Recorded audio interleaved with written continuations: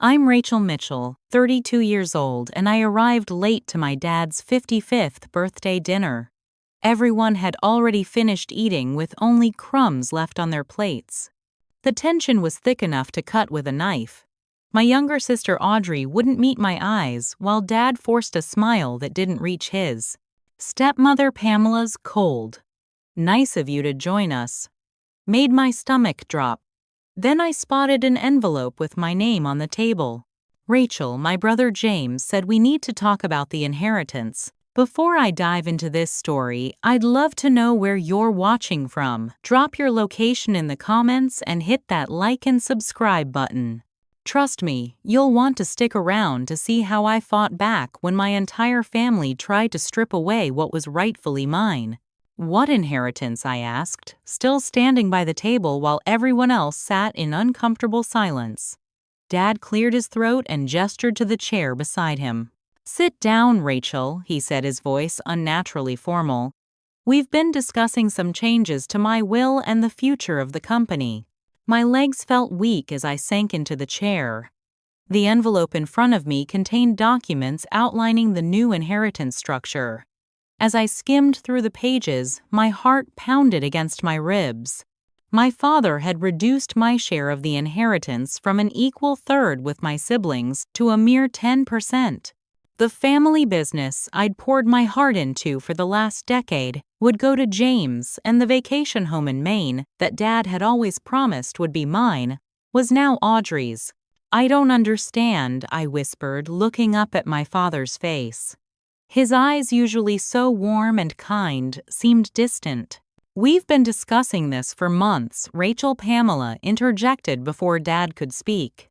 If you had bothered to attend more family functions, you'd have been part of the conversation. Months, Dad, we just talked about the expansion plans for the company last week. You never mentioned any of this. I turned to him, searching for the father I knew. The restaurant's ambient noise faded as memories flooded back. Dad teaching me to ride a bike on our quiet suburban street when I was 7. Him sneaking ice cream to me after my mother left when I was 12. The pride in his eyes when I graduated business school, telling me that someday Mitchell Enterprises would be my legacy too.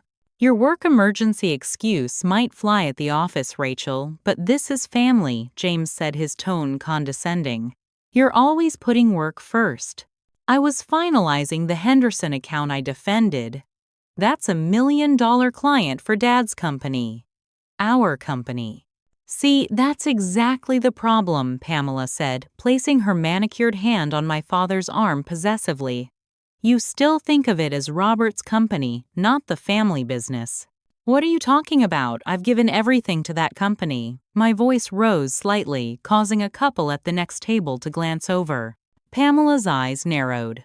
Like when you dropped out of college for 6 months to find yourself. Or that failed side business venture that cost your father $40,000. I flinched. That venture had been 10 years ago, and Dad had insisted on investing despite my concerns about the timing. When it failed, he'd told me it was a learning experience. Now it was ammunition. You've always been irresponsible with money, Audrey chimed in, finally looking at me.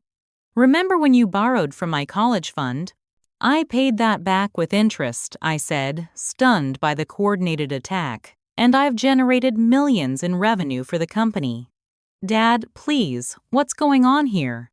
Dad sighed heavily, looking older than his 55 years. I'm retiring next year, Rachel. The company needs stable leadership, someone who puts family first. James has demonstrated that commitment. James works in marketing. I've been handling operations and finance for 8 years. I couldn't believe what I was hearing. And your sister has been a model daughter, Pamela continued, as if I hadn't spoken. She visits weekly, helps with your father's medical appointments. Medical appointments. What appointments? I interrupted, looking at my father with concern. An awkward silence fell over the table. Dad waved his hand dismissively. Just routine checkups. Nothing to worry about. That you'd know about if you were around, Audrey muttered. And the vacation house, I asked, my voice breaking slightly. The main property had been my sanctuary since childhood, the one place I felt connected to my mother after she left. I've always loved that house, Audrey said, not meeting my eyes.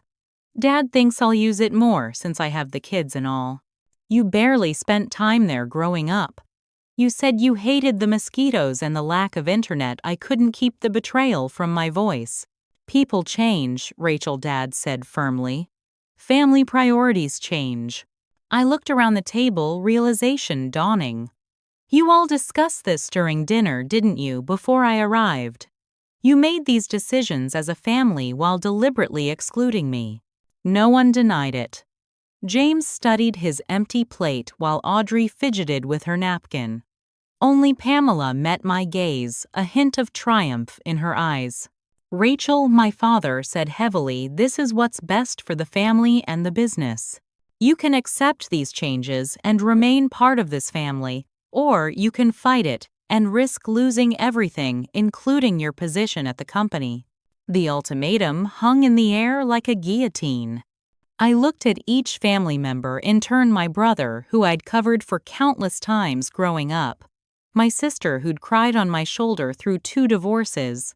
My father, who I thought had been proud of me. And Pamela, the woman who had entered our lives 15 years ago and slowly, systematically started reshaping our family in her image. This isn't about the business at all, is it? I said quietly. This is about control. I don't remember much about leaving the restaurant. I vaguely recall grabbing my purse, knocking over a water glass, and muttering something about needing air. The valet's concerned expression, as he handed me my keys, suggested I looked as wrecked as I felt. I drove aimlessly through the city, passing landmarks that suddenly seemed charged with memories. The downtown office building, where I'd spent countless late nights working on the Henderson account. The coffee shop where Dad and I used to meet every Sunday morning before Pamela entered the picture. The park where Mom used to take us before the divorce. When I finally pulled over, I was at the waterfront overlooking the harbor. The same spot Dad had brought me after Mom left, where he'd promised we'd always be a team. What happened to us, Dad? I whispered to the darkness. My phone buzzed with a text from James. You shouldn't have stormed out. Dad's upset. I tossed the phone onto the passenger seat and leaned back, closing my eyes. The events of the past few years started to take on a different shape in my mind. The way Pamela would make subtle comments about my work ethic during family gatherings. How she'd emphasize every minor mistake I made while glossing over James's and Audrey's failures. The gradual shift in Dad's attitude toward me, from pride to concern to disappointment. When had it all started? 5 years ago, Pamela had convinced Dad that my idea to expand into sustainable building materials was too risky. 3 years ago, she'd suggested James lead the marketing department despite his limited experience. Last year, she'd questioned my commitment to the family when I missed a weekend barbecue due to a work emergency, a crisis I was handling for the company. My phone rang, displaying Samantha's name. My best friend since college, Sam was the only person who'd stood by me through every life crisis. Hey, I answered, my voice rough. Rachel, what's wrong? You sound terrible. The concern in her voice broke something inside me, and suddenly I was sobbing, words tumbling out between gasps as I recounted the disaster of a birthday dinner. Oh, Rachel, Sam said when I finally ran out of words. I'm so sorry. That's awful. Am I crazy, Sam? Have I really been as absent as they claim? Absolutely not, she said firmly. You've dedicated your life to that company. Everyone knows it. I wiped my eyes. Everyone except my family, apparently. There was a pause before Sam spoke again. There's something you should know. I didn't want to say anything because it was just rumors, but I've heard things about Mitchell Enterprises lately. My breath caught. What things? Financial stuff. Roger in accounting mentioned to Kevin at the gym that there have been some strange transfers authorizations that don't follow protocol. I didn't think much of it because, well, you would have known if something was wrong, right? A cold feeling settled in my stomach. I should have known. But Pamela convinced Dad to restructure the financial department last year. I lost direct oversight of several accounts. Rachel Sam's voice was cautious. Do you think this could be related to your inheritance situation? I sat up straighter. I don't know, but I'm going to find out. When I got home to my apartment, instead of collapsing into bed as my exhausted body demanded I powered up my laptop, using my executive access, I remotely logged into the company system and began pulling financial records. 3 hours and 2 cups of coffee later, I sat back, stunned by what I was seeing. Numerous transactions had been authorized outside normal channels. Small amounts, nothing that would trigger automatic alerts, but they added up to significant sums being funneled through holding companies I didn't recognize. And the authorizations all traced back to one person, my brother James. With shaking hands, I called him, not caring that it was nearly 2 a.m. "Rachel," he answered groggily. "What the hell? It's the middle of the night." "I know about the transactions, James," I said without preamble. "The systematic siphoning of company funds. What are you doing?" There was a long silence, then the sound of a door closing. When he spoke again, his voice was low and tense. "How did you find out I still have system access, James? Did you forget I helped design our financial tracking protocols? It's not what you think. Then what is it? Because it looks like embezzlement to me." He exhaled sharply. "Look, I can't talk about this now. But I'm warning you, Rachel, drop it. For your own good." "Are you threatening me?" "I'm trying to protect you," he hissed. "You have no idea what you're messing with.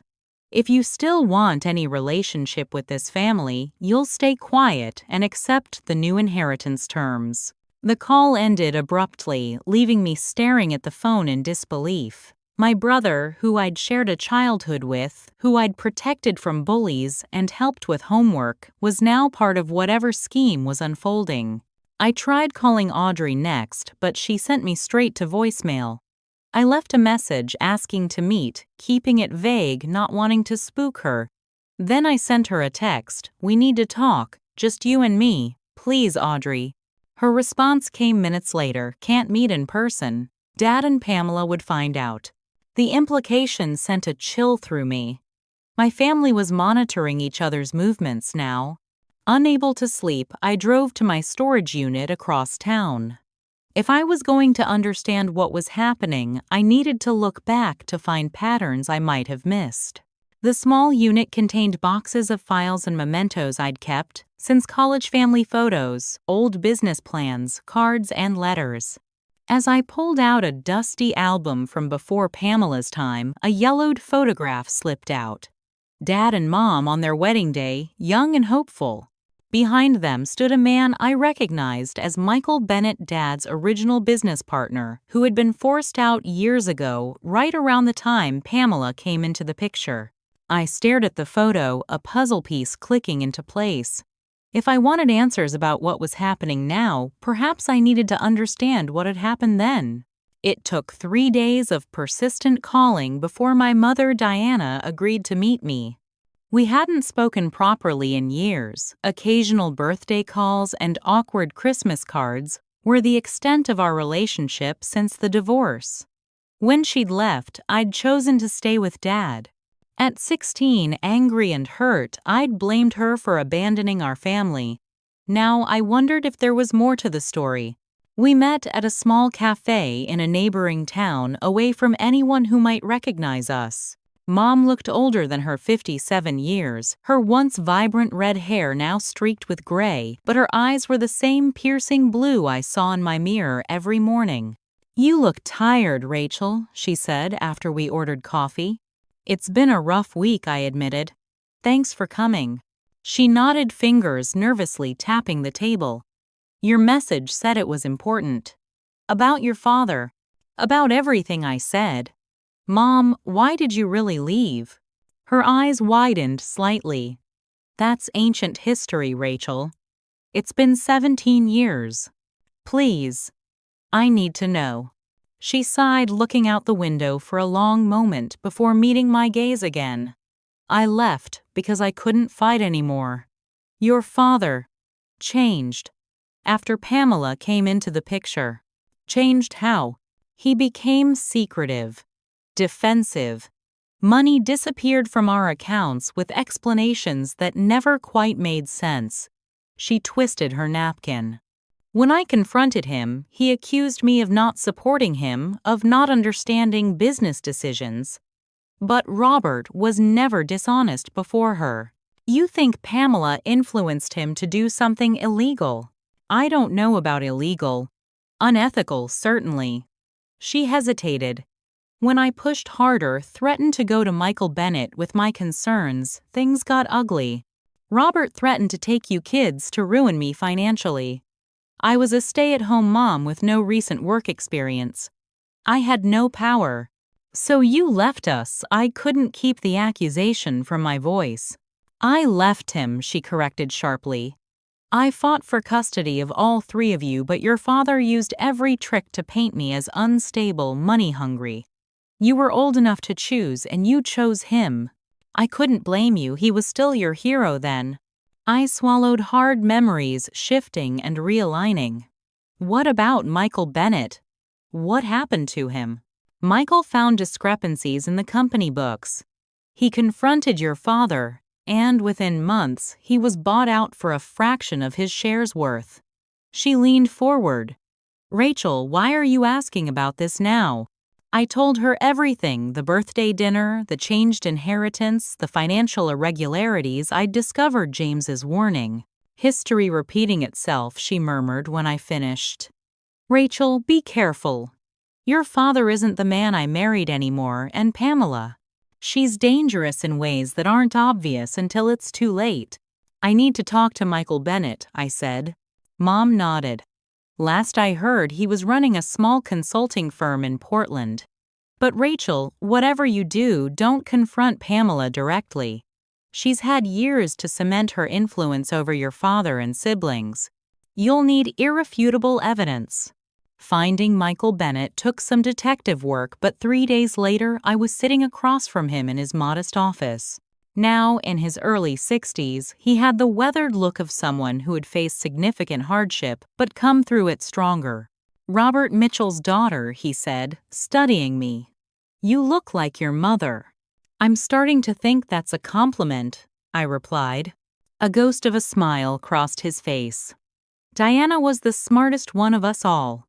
She saw what was happening before anyone else did. He gestured to a chair. So what brings Robert's golden child to my door after all these years? I explained my situation, watching his expression grow increasingly grim. Not surprised, he said when I finished. The writing was on the wall 2 decades ago. Your father was a brilliant businessman, Rachel, but he had a weakness for manipulation. When Pamela started working as our office manager, I saw the signs immediately. The way she isolated him, encouraged his worst instincts, created rifts between him and anyone who questioned her, including you. He nodded. I found evidence of funds being diverted to shell companies. Not enough to sink the business, but significant. When I confronted Robert, he accused me of jealousy, of trying to sabotage his happiness with Pamela. Within months, I was forced to sell my shares at a massive loss. Do you have any of that evidence still? After 17 years, he laughed bitterly, then paused, considering. I kept some documentation, more as insurance than anything else. Never thought it would matter now. He moved to a filing cabinet, unlocking the bottom drawer. The business structure has changed, but Pamela's methods probably haven't. Look for patterns of small, regular transfers. Multiple holding companies with similar formation dates. The file he handed me contained exactly the kind of paper trail I needed to understand what I was looking for. As I studied the documents, Michael added, "You should talk to Linda Warren if she's still around." Robert's secretary. She knew everything that happened in that office.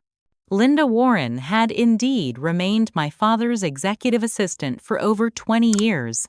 Reaching her proved easier than I expected. A simple phone call with a manufactured reason about gathering information for Dad's retirement celebration. We met at her home, a cozy bungalow filled with plants and photos of her grandchildren. At 70, Linda remained sharp and observant. Her eyes narrowed when I revealed my true purpose. "I wondered when one of you kids would finally see through the facade," she said, offering me tea.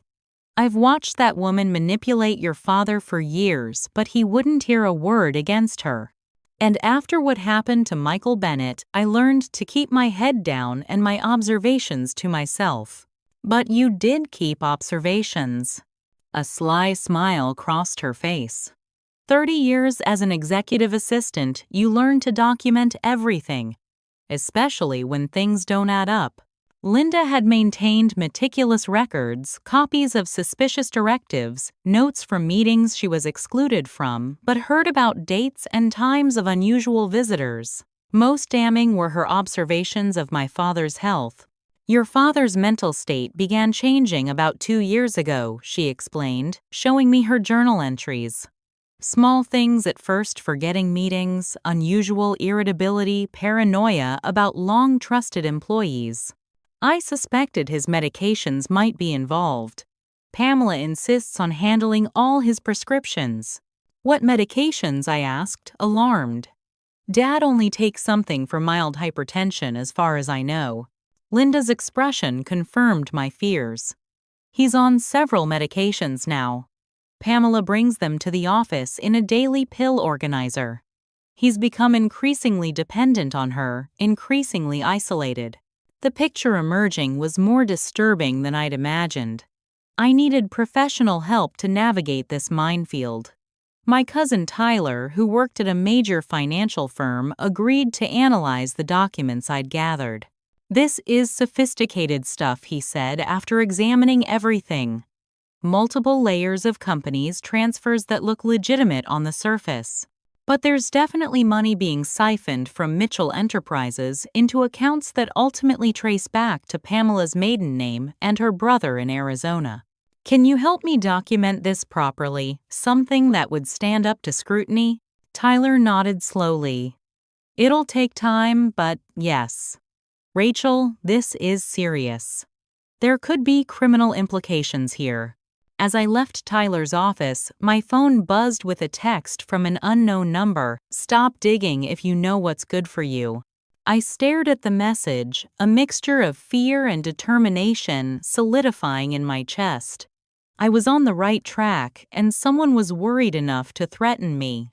For days I debated how to approach my father.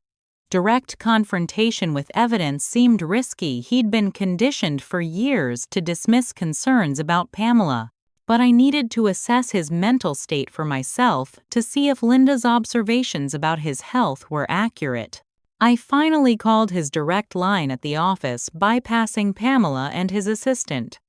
"Dad, I need to talk to you, just us, about the company's future." To my surprise, he agreed readily. "Of course, Rachel. I've been meaning to call you anyway. Come by tomorrow morning, 9 a.m. The Mitchell Enterprises headquarters occupied the top 3 floors of a downtown high-rise. I'd practically grown up in these offices, spending summers, filing paperwork, and holidays decorating the reception area. Now, as I rode the elevator to the executive floor, I felt like an intruder. Dad's office was unchanged, the same massive oak desk wall of awards and view of the harbor. But he looked different. Thinner, grayer, with a slight tremor in his right hand as he gestured me to a seat. "Rachel," he smiled, the warmth seeming genuine. "It's good to see you. I was worried after you left the birthday dinner, so upset." "I was upset, Dad," I said carefully. "It was a lot to process." He nodded, looking uncomfortable. "Perhaps the timing wasn't ideal. Pamela thought it would be better to have everyone together, but is that why you didn't discuss it with me beforehand?" "Because Pamela suggested surprising me instead." A flicker of confusion crossed his face. Did we not? I could have sworn we talked about the changes to the will. I leaned forward, studying him. Dad, we never discussed anything about changing inheritance or leadership succession. Not once. He frowned, rubbing his temple. That doesn't sound right. I make a point of being transparent with all my children. When did you last see Dr. Matthews for your checkup? I asked, changing tactics. Dr. Matthews. He retired years ago. I see doctor. He trailed off, looking genuinely perplexed. The new doctor. Pamela schedules all that now. What medications are you currently taking? His frown deepened. Just my blood pressure pill. And the other ones. For stress and sleeping.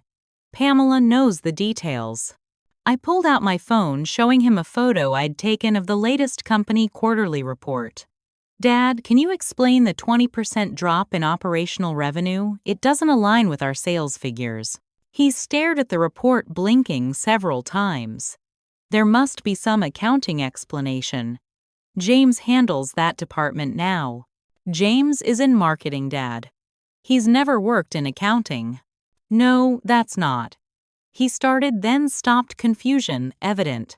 He took over the Financial Oversight Committee last year. Didn't he? Before I could respond, the door opened and Pamela swept in, immaculate in a designer suit, her smile not reaching her eyes. Rachel! What a lovely surprise. Robert, you didn't mention she was coming by. She moved behind my father, hands resting possessively on his shoulders. We're discussing company business, I said, not bothering to hide my irritation at the interruption. Wonderful. As a family member and your father's wife, I'm naturally included in all company discussions, she replied smoothly, pulling up a chair. My father said nothing, his momentary confusion replaced by a placid smile as Pamela settled beside him. Actually, we were discussing some financial discrepancies. I've noticed, I said, deciding to push forward despite her presence. Discrepancies. Pamela's voice remained light, but her eyes hardened. What a serious accusation. Robert, did you hear that Rachel is suggesting financial impropriety in our company? I didn't say impropriety, I clarified quickly. Just unusual patterns that need explanation. What kinds of patterns? My father asked, that troubling confusion returning. I pulled out the folder I'd prepared, showing him specific transactions I'd flagged. These transfers to Wyoming Holding LLC, for instance. 5 separate payments of $49,900 each, just below the $50,000 threshold that requires secondary authorization. Those are completely legitimate real estate investments, Pamela interjected before Dad could examine the documents. Approved by the board. The board wasn't informed, I countered. I checked the minutes of every meeting for the past year. Rachel, Pamela's voice took on a concerned tone. I'm worried about you. This paranoia, these accusations, it's not healthy. Robert, I think your daughter might be having another episode. Episode, I repeated incredulously. What are you talking about? My father's expression shifted to worry. Rachel, if you're feeling overwhelmed again, like during your college years, this has nothing to do with my mental health, I interrupted, anger building. This is about suspicious financial activity happening under your nose. I turned to Pamela. Or perhaps with your direct involvement. Her mask of concern instantly hardened. That's enough. Robert, I think Rachel needs to leave. She's clearly not well. To my horror, my father nodded, reaching for his phone. I'll have security escort you out, Rachel. For your own good. We can talk again when you're feeling more stable. Dad, please, I pleaded, just look at the evidence. Something isn't right here.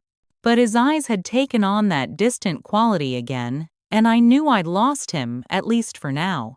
2 security guards appeared with disturbing promptness, as if they'd been waiting nearby. Miss Mitchell, please come with us, one said politely but firmly. As I gathered my documents, Pamela leaned close, whispering, "You're playing a dangerous game, Rachel. You have no idea what you're up against." The humiliation of being escorted through the office I'd worked in for years burned through me. Former colleagues averted their eyes as I passed the whispers already starting. Outside, the final insult awaited. My car's windshield had been smashed, a note tucked under the wiper blade, reading simply, "Final warning." As I stood there staring at the destruction, my phone rang. "James, you just couldn't leave it alone, could you?" he said without preamble. "Now you've upset Dad and created a scene at the office." "James, listen to me. Dad isn't well. Pamela is manipulating him, maybe even medicating him to keep him confused and compliant. And the company? Stop it," he cut me off. "Just stop. For your own good, Rachel, back off. Go take a vacation. Clear your head. Before this gets worse for everyone." The threat hung in the air between us, and for the first time in my life, I was truly afraid of what my own family might do. After the disastrous confrontation at my father's office, I felt increasingly isolated and vulnerable. My apartment no longer felt safe after the threatening text, and I couldn't shake the feeling of being watched. I needed an ally within the family, someone who might believe me, or at least hear me out. My Aunt Catherine, my father's younger sister, had always been the family rebel. She'd clashed with Pamela numerous times over the years, once memorably calling her a gold-digging manipulator at a Thanksgiving dinner. If anyone would be receptive to my concerns, it would be Catherine. I arranged to meet her at her art gallery downtown, a neutral location where we could speak privately. Catherine greeted me with a warm hug and genuine concern in her eyes. "Rachel, you look awful," she said bluntly, leading me to her office in the back. "What's going on? I heard there was some kind of scene at Robert's office." Over the next hour, I laid out everything: the changed inheritance, the financial discrepancies, Dad's concerning mental state, Pamela's apparent manipulation, and the escalating threats. Catherine listened without interruption, her expression growing increasingly troubled.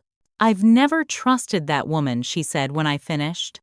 "The way she swept in after your mother left, how quickly she isolated Robert from friends and family. I tried to warn him years ago, but he wouldn't hear it." "So you believe me?" I asked, relief washing through me.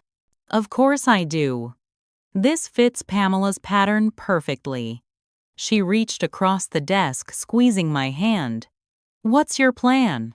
I showed her the documentation I'd gathered and explained my next steps: consulting a lawyer about potential elder abuse, arranging an independent medical evaluation for Dad, and presenting the financial evidence to select board members. "This is serious, Rachel. You're going to need support." Catherine studied the documents, frowning. "Leave these with me. I have a friend at the state attorney general's office who might be able to advise us discreetly." For the first time in weeks, I felt a glimmer of hope. Catherine had connections and resources I lacked, and her loyalty to her brother was unquestionable. With her help, perhaps we could save Dad and the company. "Thank you," I said, my voice thick with emotion. I was starting to think I was completely alone in this. "You're not alone," she assured me. "Family stands together. The real family, not whatever twisted version Pamela has created." 3 days later, my world imploded. The text from Audrey came at 7 a.m. emergency family meeting at Dad's house. 10 a.m. mandatory. When I arrived, every family member was already there: Dad, Pamela, James, Audrey, and to my shock, Aunt Catherine. They sat in the living room like a tribunal faces solemn.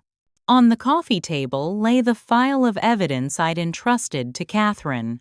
"Rachel," my father began, his voice steady in a way I hadn't heard. "Recently, we've called this meeting because we're deeply concerned about you." The betrayal hit me like a physical blow as I stared at Catherine, who wouldn't meet my eyes. "I had to tell them, Rachel," she said softly. "This paranoid delusion you're constructing, it's not healthy." "Paranoid delusion," I repeated, stunned. You said you believed me. I said what you needed to hear, she replied, finally looking up. You were so agitated, so convinced of this conspiracy. I was worried about what you might do next. Pamela placed a solicitous hand on my father's arm. Rachel, we understand you're hurting. Change is difficult, and perhaps we could have handled the inheritance discussion more sensitively. This has nothing to do with the inheritance, I insisted. Dad, these financial documents show clear evidence of misappropriation. And your health? My health is fine, he interrupted sharply. I've been under some stress, yes. Largely due to your increasingly erratic behavior. James leaned forward, his expression a perfect mask of fraternal concern. Rachel, you broke into company financial records after your access was restricted. You've been harassing employees, making wild accusations. Dad's secretary, Linda, has filed a complaint about your aggressive questioning. Linda, I gasped. She's the one who gave me half these records. Linda denies ever discussing company business with you outside official channels, Pamela said smoothly. She's quite disturbed by your claims. One by one, they dismantled everything I'd gathered. The financial discrepancies had legitimate explanations backed by documents I'd never seen before. My concerns about Dad's health were projections of my own instability. The threatening text and vandalized car were dismissed as either coincidences or, more disturbingly, things I might have done myself to support my persecution narrative. We've consulted with Dr. Harrison, Pamela said, producing a business card for a psychiatrist I'd never heard of. He's agreed to see you immediately. Your father is prepared to cover all expenses for your treatment. Treatment, I echoed. This is insane. You're all being manipulated, can't you? See that? Catherine, you know what I showed you? Was real. Catherine shook her head sadly. The documents you showed me had been altered, Rachel. The originals tell a very different story. She gestured to papers on the table that looked like mine, but with key details changed. My mind reeled. Had they created forgeries? Or somehow switched my evidence? If you refuse to seek help voluntarily, my father continued, his voice hardening. I'll have no choice but to remove you from your position at the company permanently. And if this destructive behavior continues, we'll need to reconsider your role in this family altogether. You disown me, I whispered, looking at the man who had once been my hero. Over money. This isn't about money, Audrey interjected. It's about your well-being. And the family's. Your accusations are hurting everyone, Rachel. I looked around the room at these people I'd known my entire life, now united against me.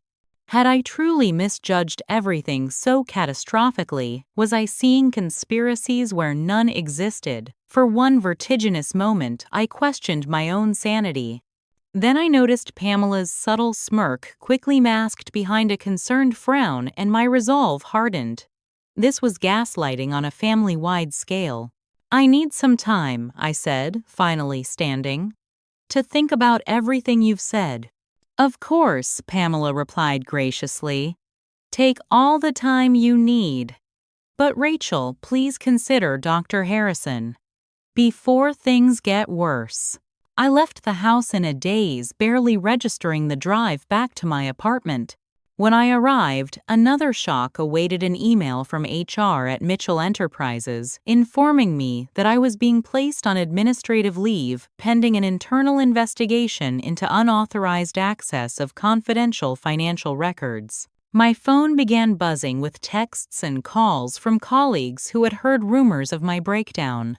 Social media notifications showed subtle character assassination was already underway. James had posted a request for positive thoughts for our family during a difficult personal situation that had garnered sympathetic comments from family, friends, and business associates alike. The final blow came that evening: a letter from my building manager informing me that my lease was being terminated early due to complaints from neighbors about erratic behavior. The property I suddenly remembered was owned by a subsidiary of Mitchell Enterprises. Within 24 hours, I had lost my job, my home, and my family. As I sat on my living room floor, surrounded by the shambles of my life, I truly understood what it meant to hit rock bottom. For 3 days, I barely left my bed. Food held no interest. My phone filled with concerned messages from acquaintances who had heard rumors, but few from genuine friends remained unanswered on my nightstand. The weight of total defeat pressed down on me, making even breathing feel like an effort. Had my family always been this toxic, this manipulative? Had I been blind to it, or had Pamela's influence truly transformed them? The questions circled endlessly, without resolution. On the 4th day, I forced myself to shower and eat something. The eviction notice gave me 30 days to vacate, but remaining in an apartment controlled by my family's company felt increasingly dangerous. I needed to pack to plan to figure out where to go next. As I half-heartedly began sorting through my belongings, I came across a box of childhood mementos I'd brought from Dad's house years ago. Inside were birthday cards, school awards, and at the bottom, an envelope I didn't immediately recognize.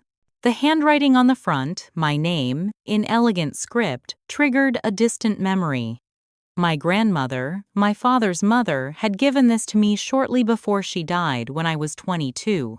"For when you might need it most," she had said cryptically. I'd placed it in this box and promptly forgotten about it amid the grief of her passing. With trembling hands, I opened the unsealed envelope. Inside was a letter dated just weeks before her death and a smaller sealed envelope. "My dearest Rachel," the letter began. "If you're reading this, I'm no longer there to protect you and our family. I've watched with growing concern as Pamela's influence over your father has deepened. There is darkness in that woman that Robert refuses to see, a manipulation so skillful that it might seem like love to those caught in its web. I've lived long enough to recognize predators, my dear, and while I cannot prove my suspicions, I've taken precautions. The enclosed letter will direct you to attorney Walter Grayson. He holds a trust I've established for you alone, separate from the family assets, and unknown to your father or Pamela. Use it wisely and remember that true family protects each other even when the threat comes from within. My hope is that you'll never need this letter, that my fears are merely an old woman's paranoia. But if the day comes when you stand alone against them, know that I stand with you still. All my love, Grandma Eleanor." Tears streamed down my face as I broke the seal on the second envelope.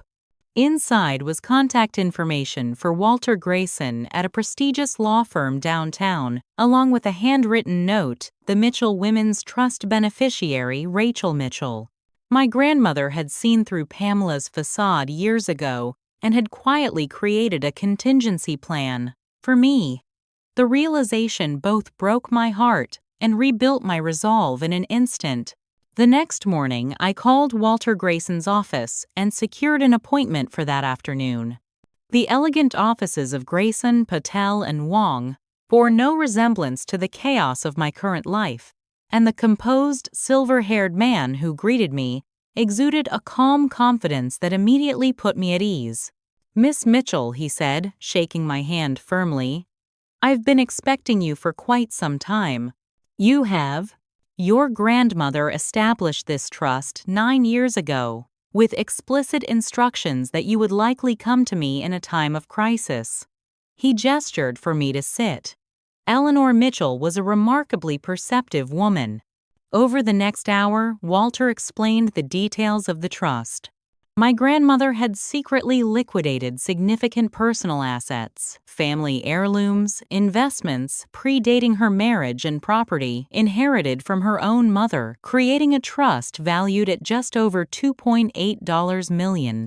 The trust was structured to be completely separate from Mitchell family finances, with myself as the sole beneficiary and Walter as trustee. Your grandmother was quite specific about the potential circumstances that might bring you here, Walter continued, his expression grave.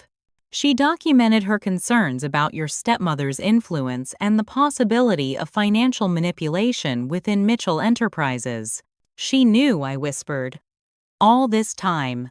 Eleanor didn't have concrete proof, but she had strong suspicions. Enough to take these precautions. He slid a folder across the desk. She also retained our firm to investigate if and when you came to claim the trust. The folder contained preliminary research Walter's firm had already conducted into Pamela's background. What I saw stunned me. Before marrying my father, Pamela Winters had been Pamela Crawford, and before that, Patricia Coleman. She had a pattern of relationships with wealthy older men, each ending with significant financial benefit to her. This isn't a complete investigation, Walter cautioned, but it's enough to suggest your concerns may have merit. With your permission, we can now activate the full resources your grandmother put in place. For the first time in weeks, I felt something beyond despair, a spark of hope, of determination. What exactly did my grandmother arrange? Legal representation, obviously. Financial resources. And a connection to this firm's network of investigators and experts. He met my eyes directly. Eleanor Mitchell wanted you to have everything you would need to fight back should it become necessary. It's necessary, I said firmly. Where do we start?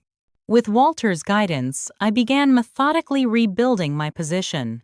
First, financial security access to the trust provided immediate resources to secure new housing and living expenses without depending on anything connected to Mitchell Enterprises. Second, professional support. Walter introduced me to Daniel Reeves, a former FBI financial crimes investigator now working privately. Your grandmother's concerns were remarkably prescient, Daniel said after reviewing the evidence I'd gathered. This pattern of financial manipulation is sophisticated but recognizable to someone who knows what to look for. With Daniel's expertise and resources, our investigation expanded rapidly. He tracked Pamela's history back 2 decades, uncovering her first marriage to Harold Whitman, a wealthy industrialist 30 years, her senior who had died, leaving her a substantial inheritance after his children from a previous marriage had been systematically alienated. The parallels are striking, Daniel noted as we reviewed the timeline in my new apartment's makeshift office. Isolation of the target from family and friends. Gradual replacement of trusted advisors, health deterioration coinciding with increased control of finances, and finally, restructuring of assets to disinherit previous heirs. She's done this before I realize the final pieces clicking into place. This isn't just opportunism, it's a calculated system. Daniel nodded grimly.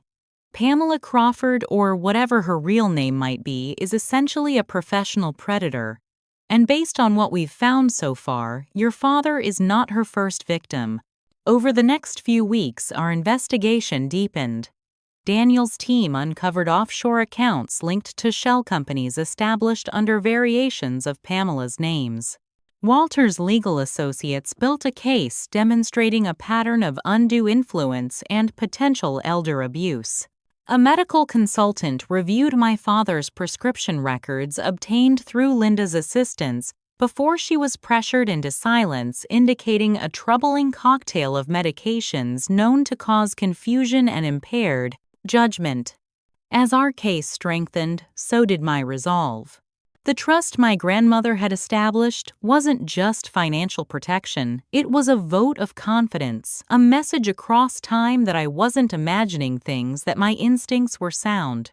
In my darkest moment, when all seemed lost, my grandmother's foresight had become my turning point. I wasn't fighting alone anymore. And with each piece of evidence we uncovered, the path forward became clearer. We nearly have enough, Walter said during one of our strategy sessions. But we need to move carefully. Pamela has had years to entrench her position. One wrong step and she could liquidate assets or cause irreparable damage to the company. Or to my father, I added quietly, the fear I'd been trying to suppress finally voiced. Daniel and Walter exchanged glances. That's a legitimate concern, Daniel acknowledged. Based on her pattern, when confronted, Pamela tends to accelerate her plans rather than retreat. Then we need to be smarter, I said, determination hardening my voice. We need to dismantle her support system before she realizes what's happening. As we formulated our strategy, I finally felt the balance of power shifting. My grandmother's trust had given me more than financial resources. It had given me the space and support to fight back properly. From the depths of despair, I had found not just hope, but a path to justice. With resources secured and a team in place, I moved from defense to offense. The strategy was clear. We needed to systematically dismantle Pamela's control mechanisms while gathering irrefutable evidence that would stand up to legal scrutiny. The offshore accounts are our strongest lead, Daniel explained, spreading financial diagrams across my dining table. These transactions violate multiple SEC regulations and potentially constitute tax fraud. Walter nodded in agreement. We've prepared anonymous tips for the appropriate authorities. Once they begin investigating, Pamela won't be able to simply make the evidence disappear. Targeting the financial angle first made strategic sense, but I was equally concerned about my father's well-being. The medical records Linda had provided showed alarming levels of sedatives and anti-anxiety medications far beyond what would be prescribed for mild hypertension. We need an independent medical assessment, I insisted. But Pamela controls his schedule, his doctors, even access to him. Perhaps not completely, Daniel said thoughtfully. Your father still trusts his longtime family physician, Dr. Morris, doesn't he? Even if he's not treating your father currently, a plan took shape. Through careful background work, we learned that Dr. Morris had indeed been concerned about my father's declining health, but had been systematically excluded from his care. When I reached out explaining my concerns without revealing our full investigation, he immediately agreed to help. I've known your father for 30 years, Dr. Morris said when we met discreetly at his home. The changes in him over the past few years troubled me deeply, but whenever I suggested tests or specialist consultations, Pamela intervened. Eventually, I was informed that they had switched to a new primary care physician, a Dr. Reynolds, whom I'd never heard of. With Dr. Morris's assistance, we arranged a seemingly routine insurance-required executive physical for my father at a respected medical center, bypassing Pamela's usual gatekeeping by working directly through the company benefit department. While the medical angle progressed, I focused on rebuilding alliances with my father's old friends and business associates, who had been systematically pushed aside. Maxwell Jenkins, Dad's college roommate and fishing buddy for decades, had mysteriously fallen out of favor 3 years earlier. One day we were planning our annual fishing trip. The next Robert was canceling and saying he needed to focus on family, Max recalled when I visited his lakeside home. I tried reaching out several times, but your stepmother always had some excuse why he couldn't come to the phone. Hearing similar stories from numerous longtime friends of my father reinforced the pattern. Pamela had methodically isolated him from anyone who might question her influence. I carefully rekindled these connections, not yet revealing our suspicions, but ensuring these people would be available when my father needed his true support network again. Within the company, I worked through trusted former colleagues to identify employees who had witnessed concerning behavior. Linda, though officially silenced, had quietly connected me with others who shared her concerns. Accounting staff who had been replaced when they questioned unusual transactions. Board members who had been deliberately misinformed about company decisions. The most damning evidence came from an unexpected source, my brother James. After weeks of avoiding my calls, he reached out via an anonymous email account. We need to talk, the message read, but not anywhere connected to the family or business. Trust no one. I arranged the meeting at a hiking trail outside the city, taking extensive precautions to ensure we weren't followed. James looked terrible, gaunt, and nervous, constantly scanning our surroundings as we walked.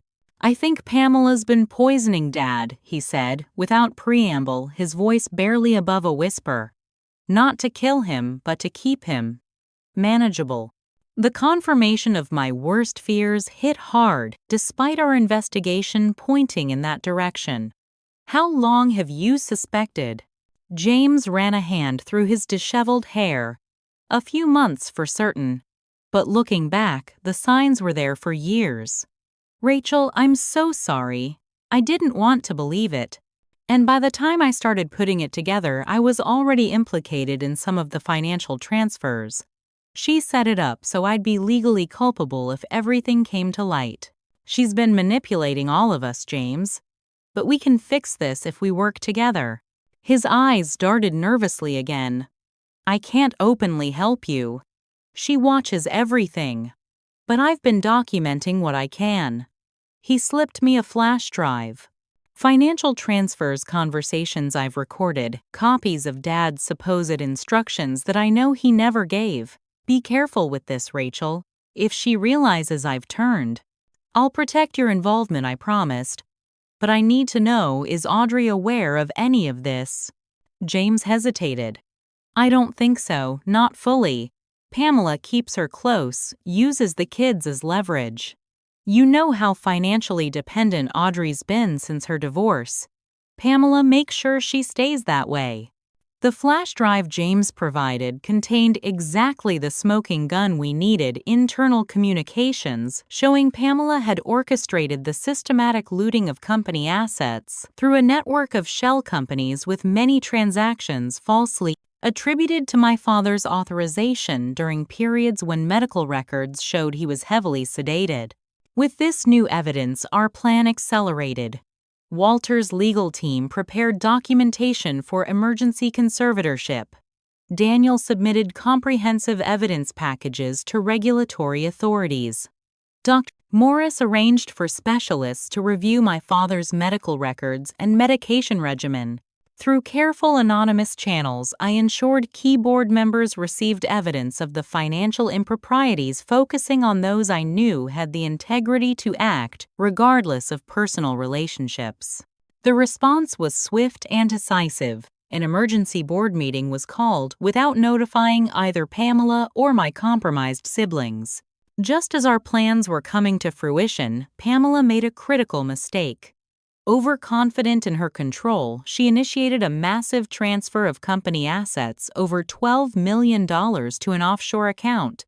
The transaction, flagged by systems we had quietly put in place, provided the final evidence needed for immediate intervention. As the pieces fell into place, my phone rang with the news I had been dreading, yet expecting. My father had been admitted to the hospital with symptoms initially described as a possible stroke. In reality, as we would soon discover, it was the inevitable consequence of long-term medication mismanagement, whether by design or terrible negligence. The family crisis that Pamela had likely intended to use as cover for her financial endgame instead became the catalyst for her downfall.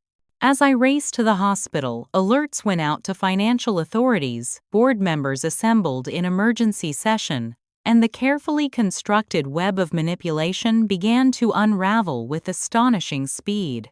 The hospital corridor felt endless as I rushed toward the cardiac care unit, my heart pounding with each step. Despite our investigation and all we'd uncovered, seeing my father in actual medical danger made everything suddenly terrifyingly real. Outside his room, I found Audrey pacing anxiously while Pamela spoke in hushed tones with a doctor I didn't recognize. James stood slightly apart, his expression unreadable. "What happened?" I demanded, ignoring Pamela's immediate scowl at my presence. "Dad collapsed during a board meeting," Audrey explained, genuine fear in her eyes. "They're saying it might be heart-related, possibly brought on by stress." Pamela smoothly inserted herself between us. "Rachel, this is a family matter. Given your recent behavior and accusations, I don't think it's appropriate for you to be here." The doctor beside her nodded in agreement. "The patient needs absolute calm." any upset could worsen his condition. I studied the unfamiliar physician, noting the absence of a hospital badge. "And you are?" "Dr. Winters, your father's personal physician," Pamela answered before he could speak. "He's coordinating Robert's care." "Interesting, since Dad's health insurance doesn't list any Dr. Winters as his primary physician," I replied, pulling out my phone where I'd stored key documents. "And according to hospital policy, only staff physicians can direct care for admitted patients." The man's eyes flickered nervously to Pamela, who maintained her composed facade. "We should continue this discussion outside," she said, firmly taking my arm. I shook her off. "I've already spoken with the attending cardiologist, Dr. Sharma. He's very interested in reviewing Dad's complete medication history, the real one, not the sanitized version you've been providing." For the first time, I saw a crack in Pamela's confident demeanor, a momentary widening of the eyes, a slight pallor beneath her perfect makeup. "What is she talking about?" Audrey asked, looking between us. "Your sister is unwell, as we've discussed." Pamela recovered quickly. "These paranoid accusations aren't paranoia at all," came a new voice. Dr. Morris walked toward us, accompanied by Dr. Sharma and 2 hospital security officers. "I've been Robert Mitchell's physician for 30 years, and I've reviewed his current blood work. The levels of benzodiazepines and other sedatives in his system are dangerously high and entirely inconsistent with his actual medical needs." Dr. Sharma nodded gravely. "We're concerned that Mr. Mitchell has been significantly overmedicated, resulting in cognitive impairment and ultimately this cardiac event. We've contacted the proper authorities."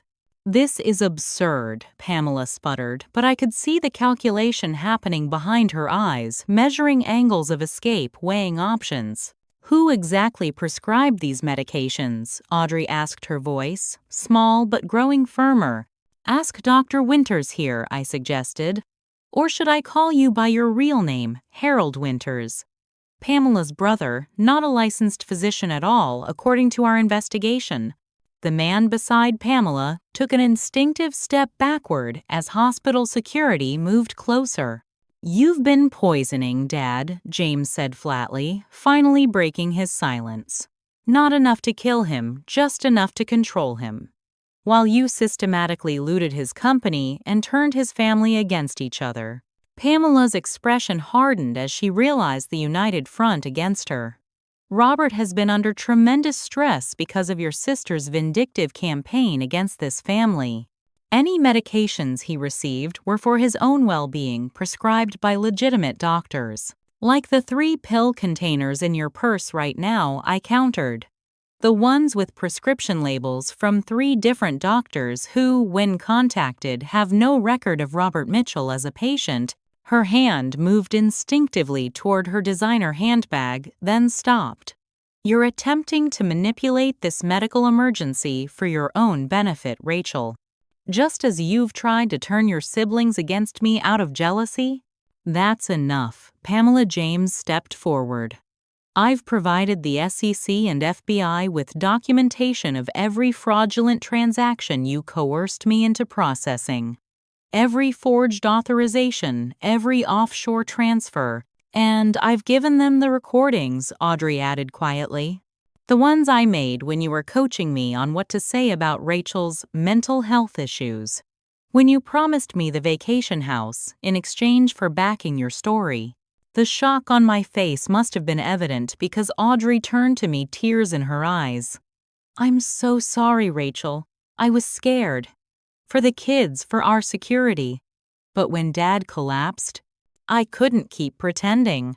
Pamela's facade finally cracked completely, her carefully cultivated poise giving way to cold fury. "You ungrateful, stupid children. Everything I did was to secure this family's future, your future. The company was stagnating under your father's outdated management. I modernized operations, streamlined inefficiencies. By stealing millions and systematically drugging your husband," Dr. Sharma interrupted, disgust evident in his voice. "You have no proof of any illegal activity," Pamela snapped. "And as Robert's wife and medical proxy, I make the decisions about his care. I want all of you out of here now, or I'll call the police." "That won't be necessary," said a new voice as two men in suits approached our group showing badges. "Mrs. Mitchell, we're with the FBI's Financial Crimes Division. We have some questions regarding certain transactions associated with Mitchell Enterprises and several offshore entities under your control." As Pamela was led away protesting her innocence and threatening legal action, I finally entered my father's hospital room. The sight of him pale and diminished against the white sheet's monitors beeping steadily broke my heart. But when his eyes opened and focused on me, I saw something I hadn't seen in years: clarity. "Rachel," he said, his voice weak but present. "What's happening?" I took his hand gently.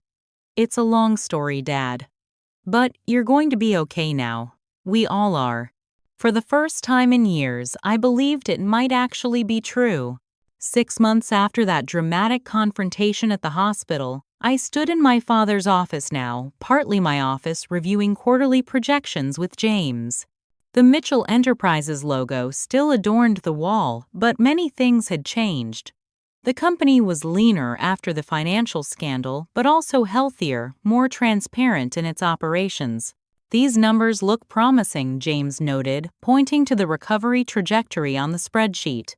"Better than we projected for this stage." "Client confidence is returning," I agreed. Having the board's public support helped, and the new compliance structures reassure investors. Working with James had been an unexpected silver lining in the aftermath of Pamela's scheme. Once freed from her manipulation and facing the consequences of his own compromised choices, my brother had shown surprising strength and determination to make amends. Dad's meeting with the rehabilitation specialist ran late, James said, checking his watch. He should be up shortly for the executive committee meeting. My father's recovery had been neither quick nor straightforward. The years of controlled medication had taken a toll on his health, resulting in a minor stroke and ongoing cognitive challenges. But with proper medical care and therapy, he had regained much of his former sharpness, though he tired more easily now. By mutual agreement, he had stepped into a chairman emeritus role, with James and me sharing operational leadership of the company. The arrangement that had once been presented as my disinheritance had transformed into a genuine partnership built on hard-won trust and transparency. A knock at the door interrupted our review. Audrey entered looking more relaxed than I'd seen her in years. "The contractors finished the dock repairs at the lake house," she announced. "Everything's ready for the family weekend." The vacation home in Maine, once a contentious symbol of Pamela's manipulation, had become a healing space for our reconstructed family. After lengthy discussion, we had placed it in a shared family trust available to all of us and our children. "Are you bringing the kids up on Friday or Saturday?" I asked, genuinely looking forward to spending time with my niece and nephew. "Friday afternoon. They're already packing their swimsuits, even though the water will be freezing." Audrey smiled, then grew serious. "Rachel, I know I've said it before, but I'm still so sorry for how I treated you for believing." I cut her off gently. "We've all apologized enough, Audie. Pamela was manipulating everyone, playing on our insecurities and family tensions that existed long before she arrived. This was perhaps the most painful lesson of our ordeal: how easily a skilled manipulator could exploit the fault lines that already existed in our family. Pamela hadn't created our weaknesses. She had merely identified and weaponized them. The healing process had required professional help. Family therapy sessions had revealed patterns of communication and resentment dating back to our childhood, exacerbated by our mother's departure and our different coping mechanisms. While Pamela bore responsibility for her predatory actions, we had to acknowledge our own roles in enabling the family dysfunction that made her scheme possible. Dad entered the office, moving more slowly now, but with determined purpose. The medical treatments had restored much of his natural vigor, though silver now dominated his once dark hair. "Sorry I'm late," he said, settling into his chair. "Dr. Hendricks is pleased with the progress, but you know how she likes to be thorough." "No apologies needed," I assured him, handing over the quarterly report with its highlighted sections for his review. As he studied the document, I was struck by how much our relationship had evolved. The hero worship of my childhood had given way to something more complex, but ultimately healthier respect between adults who acknowledged each other's strengths and weaknesses. The legal consequences for Pamela had been substantial. Faced with overwhelming evidence of financial fraud, elder abuse, and practicing medicine without a license through her brother's impersonation of a physician, she had eventually accepted a plea agreement. The 10-year prison sentence offered some justice, though the emotional damage she had caused couldn't be so easily quantified or resolved. "I spoke with your mother yesterday," Dad mentioned casually as he finished reviewing the report. "She's considering joining us at the lake house next month, if that's all right with everyone." This was perhaps the most unexpected development in our family's reconstruction. After nearly 2 decades of minimal contact following their bitter divorce, my parents had cautiously reconnected.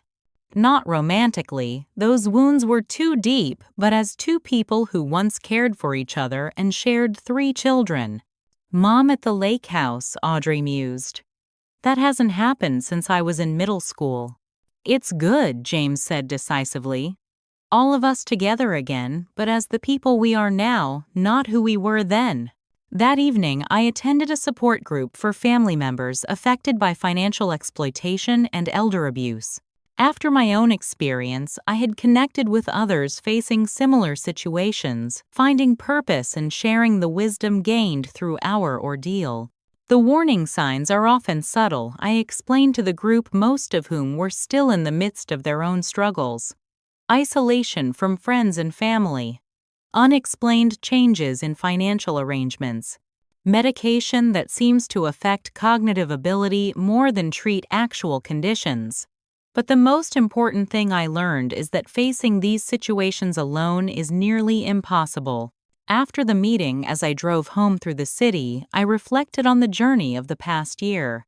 From the shocking betrayal at my father's birthday dinner, to the hospital confrontation, to the gradual ongoing process of rebuilding our family and business, each step had required letting go of something pride, resentment, idealized versions of my family members, while holding firmly to core truths. The most vital lesson wasn't about detecting manipulation or financial fraud, though those skills had proved necessary. It was learning that true family isn't defined by blind loyalty or unwavering harmony, but by the willingness to face difficult truths together, to rebuild after devastation, to choose connection even when it requires painful honesty.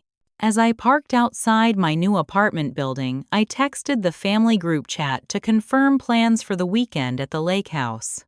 James responded with a photo of fishing gear he'd purchased for Dad. Audrey sent a grocery list for approval. Dad added a weather forecast showing perfect conditions for his planned boat trip with the grandkids. These simple, ordinary exchanges, the currency of healthy family life, now felt like precious gifts. Not taken for granted, but appreciated for the hard-won achievements they represented. The family dinner where everyone had finished eating before my arrival, leaving me to face life-altering betrayal alone, now seemed like a different lifetime. In its place was a new understanding: we would never again start the meal until everyone was present at the table. I hope this story helps anyone facing similar family challenges. Have you ever had to stand up against manipulation in your own family, or discovered strength you didn't know you had when everything seemed lost? Please share your experiences in the comments. If this story resonated with you, don't forget to like, subscribe, and share with someone who might need to hear it. Remember, sometimes the darkest moments lead to the most important transformations. Thank you for listening to my journey.